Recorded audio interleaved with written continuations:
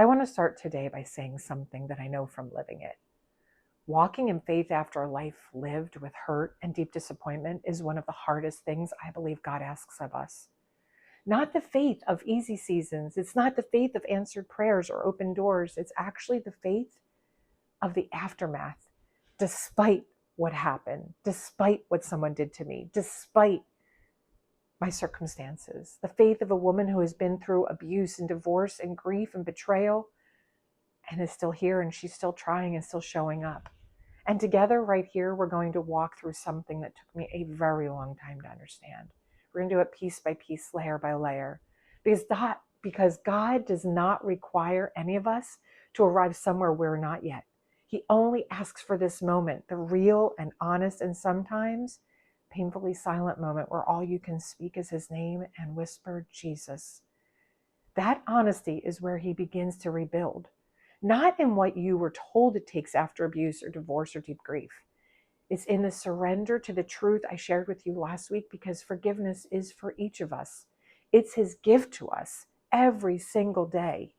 And today I want to talk about what happens after you choose it, because the apology is most likely never coming, and your freedom cannot wait for it anymore. The waiting does not always look like waiting. It does not always look like one of us sitting by the phone or hoping for a letter or expecting conversation never comes.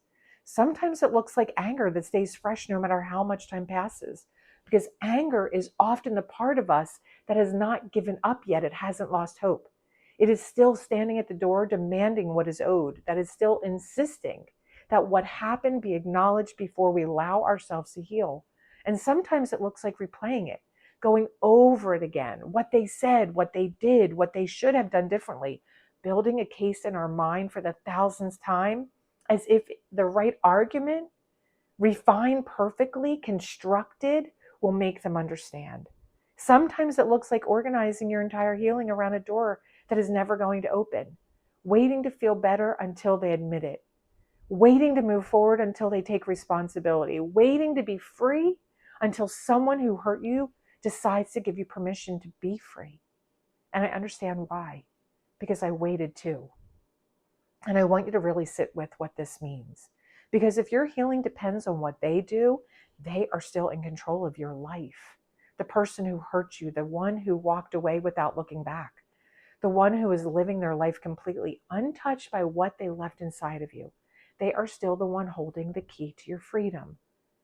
And every day that you wait is another day that what they did to you continues to cost you something they will never have to pay for. Your peace, your joy, your present, and your future.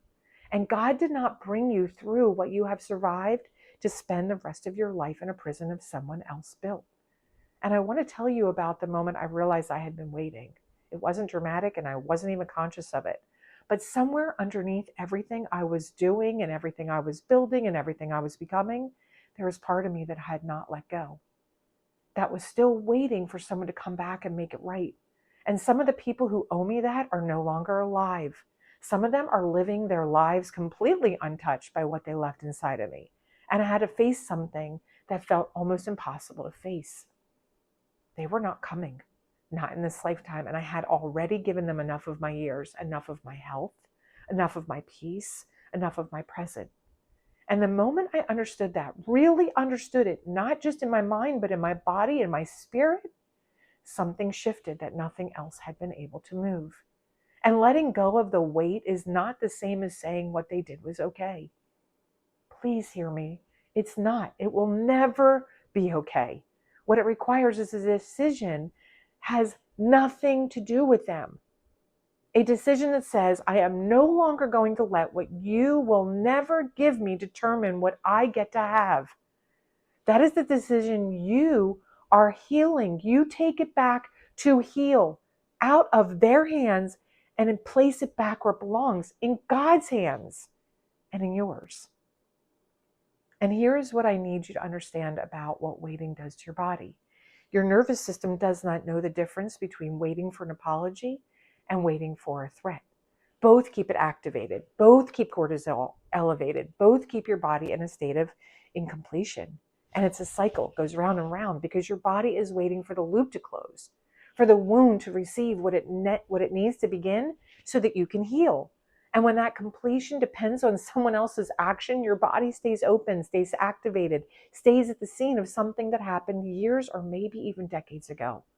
And nothing you do from the outside can close a loop that your nervous system is still holding open, waiting for something that is not coming. And that loop has to be closed from the inside by you, with God, without them. And what that decision looks like is something I want to be honest about, because it is not a one-time moment. It is not a prayer you pray once and then it's done. It's a decision that you come back to again and again. And every time the anger resurfaces, every time the memory returns, every time you see them living their life as if nothing happened, you come back to that decision.